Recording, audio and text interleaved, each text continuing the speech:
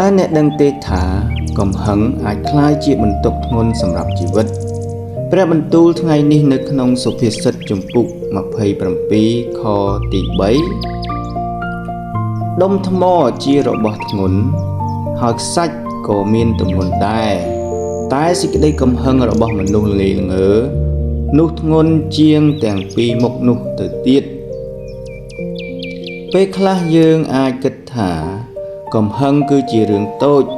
ប៉ុន្តែវាអាចក្លាយជាបន្ទុកធ្ងន់សម្រាប់ខ្លួនយើងនិងអ្នកនៅជុំវិញចូលអត់ធ្មត់គ្រប់គ្រងអារម្មណ៍និងសូមឲ្យព្រះប្រទានប្រាជ្ញាដល់យើងដើម្បីឆ្លើយតបដោយសេចក្តីស្រឡាញ់អាមែន